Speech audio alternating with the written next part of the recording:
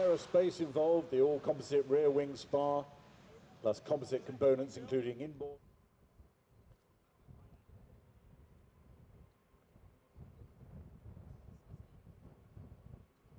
Starting the takeoff run from Airbus, the 380 from our right to the left.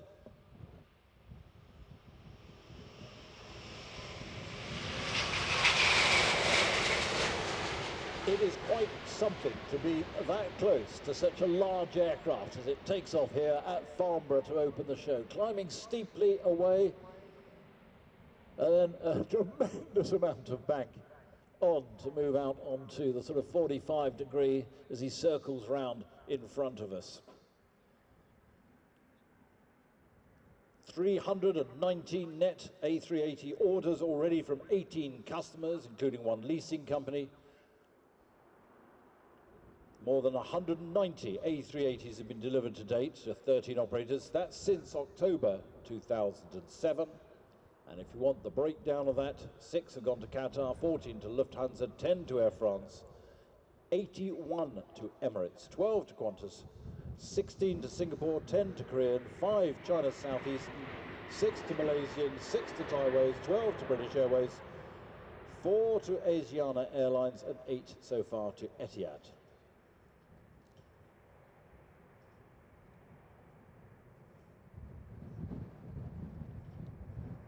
Maximum use of the safety turns in front of us. I know, taking advantage of that howling wind from the left, and sorry about that.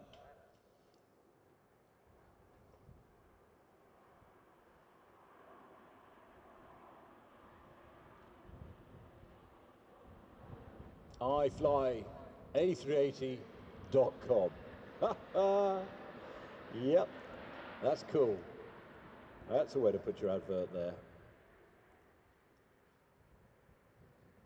As a fleet of 380s, A380 has flown more than 2.9 million flight hours in more than 350,000 revenue flights. How many passengers? Well, that's 130 million passengers so far.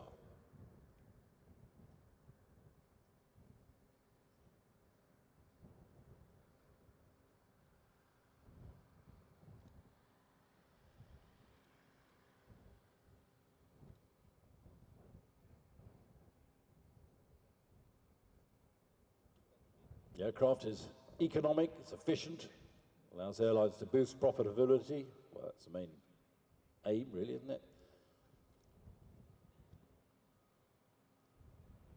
It's led to significant capacity growth and higher load factors on major routes that the 380 operates on.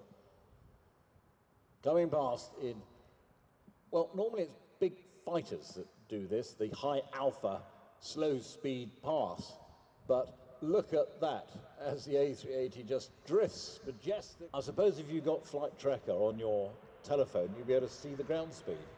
Now that's something we'll try and have a look tomorrow. In fact, we could probably get it on the computer if I could dig my colleague in the hips.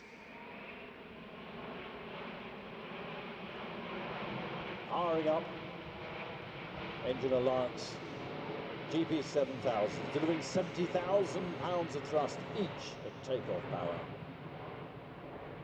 Spiralling up. Keep an eye out for the 350 that I'm sure is probably lined up.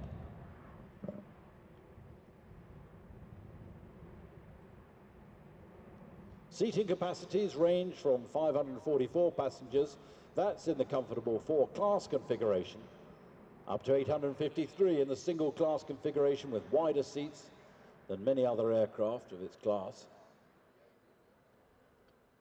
The cabin flexibility is great. It allows airlines to differentiate their products and develop different layouts tailored to the market requirements as that airline sees it, with the gear being extended.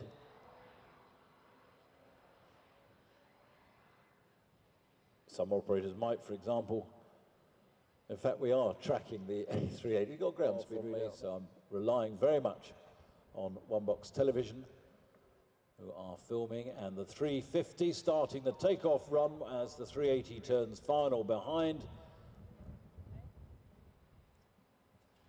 And again, expect a very lovely display from the A350. This is the XWB, this is MSN2.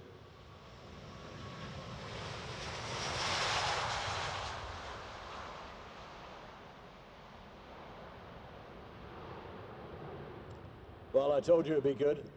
Well, I think we're only going to have this flying on Monday through to Friday, not the public days. And so that's great. XWB doesn't refer to me. Extra wide touches down. Here go down to the far left-hand end, down to Laffon's plane, turn around and come back to this end of the airfield to go back into his roost while the 350 displays. Turning our attention to the 350 as he swoops down towards us, powered by two Rolls-Royce Trent turbofans, first to be equipped with a full cabin interior.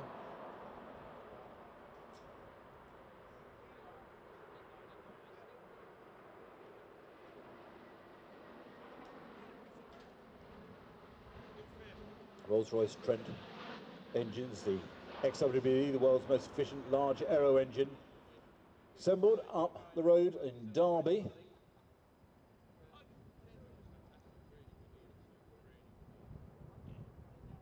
Over 600 engines so far on order for these engines. Now here's an interesting fact. You can fit the fuselage of Concorde through the fan case of those engines. Now there you go.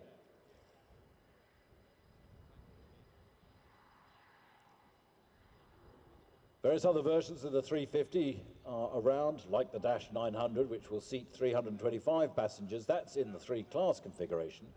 You can have a longer range, the ultra-long range, also being developed. That will have a capacity of flying up to 19 hours.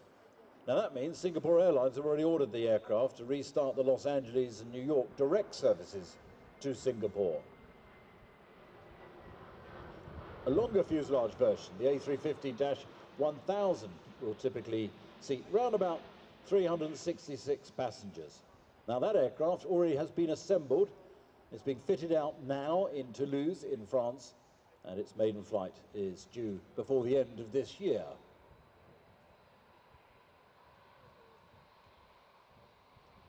Wingspan just short of 65 meters. Length of this around about 67 meters. Step change in fuel efficiency. They're aiming for 25% lower seat mile costs compared to the other aircraft potentially around. Orders so far, 802 A380s have been ordered from 42 customers. That is the end of last month, coming past in his low-speed, graceful high alpha. It's a lovely wing, that, isn't it? Graceful wing. Why hasn't it got iflya350.com underneath?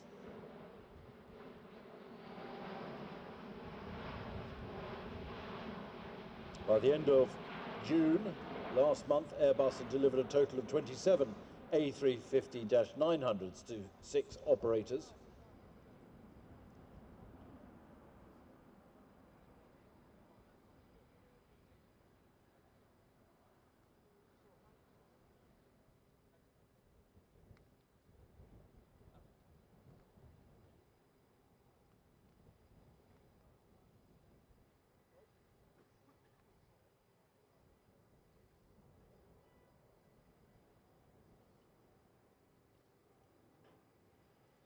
%, composites of the 350, and announced just 2 hours ago here at Farnborough, Virgin Atlantic, to take 12 A350-1000s. That was announced just 2 hours ago by Sir Richard Branson here at Farnborough.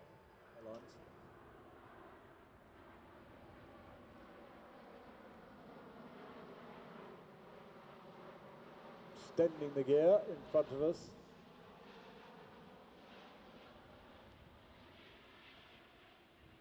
Then he'll be turning on to final, and when he calls final, then that will be the cue for the A400 to get airborne for an equally startling display. Airbus for many, many years have put on really terrific displays by these big commercial airliners. Yeah. couple of boxes that provide the maintenance interface, so the engineers don't have to get on board. They can plug in to the aircraft. Television giving me the cue in the commentary position as it starts its takeoff run. This is from Airbus, as I mentioned earlier. This is Atlas.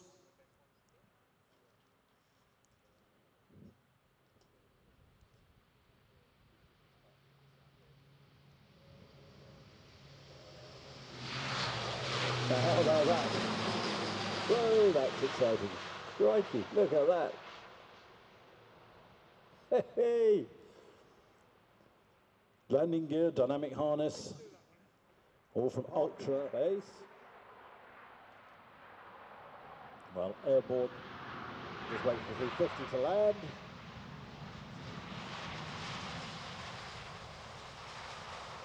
A400M Atlas military airlifter from Airbus. Maiden flight of the medium-sized multi-role transporter took place in December '09. We first saw this aircraft.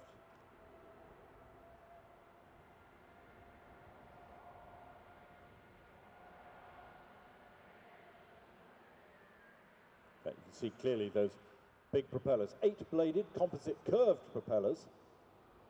That full reverse pitch, which you'll hear and see demonstrated when Atlas comes into land. The props can reverse the aircraft up a 2-degree concrete slope in incline for max takeoff weight, at max takeoff weight. And actually, what's interesting is you can see reduce wing loading, more symmetrical airflow, generate greater lift distribution, and also improves the engine out handling. Often ask multi-engine pilots about flying on the critical engine. I'm never certain whether the critical engine is the one that's still working or indeed the one that has failed. To me, all engines are fairly critical. The beginning of the aircraft build was in Germany, the first metal being cut in January '05.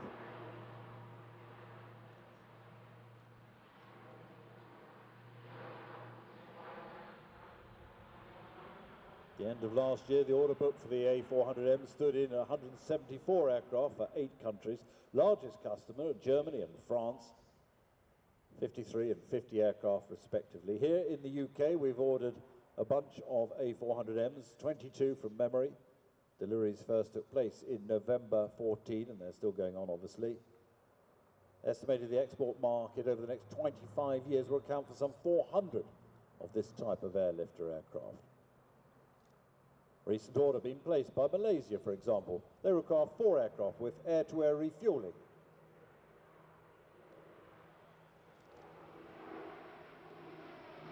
Aircraft expect to have a minimum service life of 30,000 hours, even taking into account the low-level operations, short field deployment, which is fairly tough on any aircraft. Look at that. Not quite over the 90 degrees bank, but pull and roll and then pull. Side stick, flying controls, fly-by-wire. They can be adapted to specific mission profiles. Aircraft can be used for air-to-air refueling, have insulation. Operating at speeds around about 300 knots, which is what, 345 miles an hour, something like that. Coming in for probably a steep approach to landing. We didn't have this yesterday because the weather was so vile, unless it's a flyby. I think that if he does it from there, that's going to be really good. So that is going to be a flyby.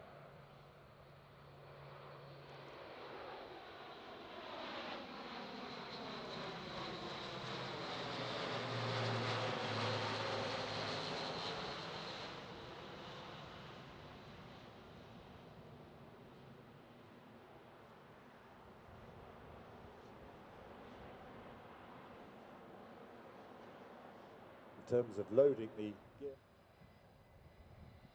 wide angle head-up displays, 2 of those, flight deck crew of 2, 8 fully coloured head-down displays, and have a forward-facing operational station for the tactical mission commander. So, touchdown, those props.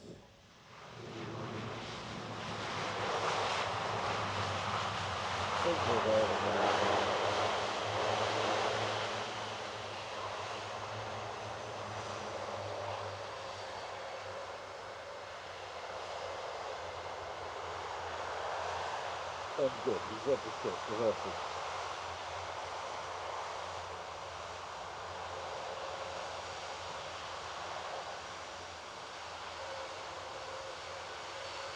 We will find out tomorrow at gauging mark whether he uses wing mirrors or he's got a load of cameras in that to have a look at reversing. That's our mission for tomorrow.